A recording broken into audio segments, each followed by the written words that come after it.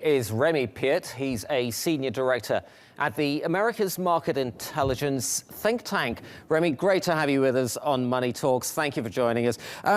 How is a bankrupt island like Puerto Rico going to carry on with its recovery efforts? I mean, it's surely hindering the recovery, right? First of all, it's a staggeringly destructive hurricane that struck Puerto Rico. We're talking about an effort of reconstruction north of $36 to $37 billion for an island that was already facing some very strong economic difficulties.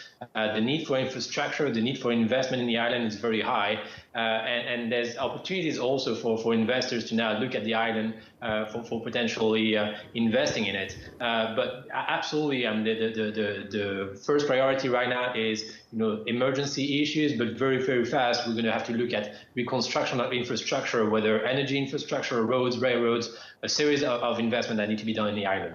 Okay, so these emergency funds may start flowing into the island soon, but do you think that they will help in the long-term recovery? Or conversely, is it possible that this disaster will actually result in more long-term investment?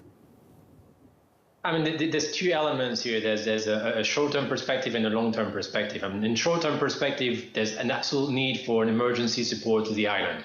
But there has been some structural issues with Puerto Rico for a series of decades. We're looking at a territory that has been through recession for the last 10 years, every single year. And just 2012 was the year when there was a very slight economic growth. And this is linked to a series of different factors. There's inefficiency in the island, of course, but there's also the fact that a series of debt have been contracted because there was incentive for Wall Street's investors to invest in the island and not having to pay taxes on the interest that they were making out of the bonds. And also there was a series of different regulations, such as you mentioned in the earlier documentary, the issue of the shipping regulation that forces Puerto Rico to go through import of products in the island through American vessels staffed by American citizens, which obviously are extremely more expensive than whatever other territory in the region is able to import. So you have a situation in a territory where the average population is way poorer than the average American population, but they also have to face staggeringly high amounts of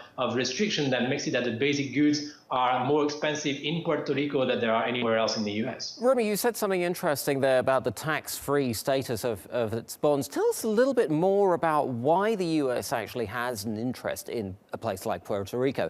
Is it that tax-free status? Is it the military base? Is it a geopolitical status? Well, and Puerto Rico is an American territory. I mean, it's been American since 1898 when the Americans invaded that island that at the time was under Spanish sovereignty. So it is a territory of the U.S. Whether it has a geopolitical interest in the region is slightly irrelevant here. The question is, what do you do to move the territory forward? Until 2006, if I'm not wrong, there was actually a regime of fiscal incentive for investment in the island that was able to attract a series of different industries, whether healthcare or infrastructure. Okay. We might need to come back to that level of investment. I'm afraid we are running out of time. Remi Piet in Miami, Florida. Thank you ever so much.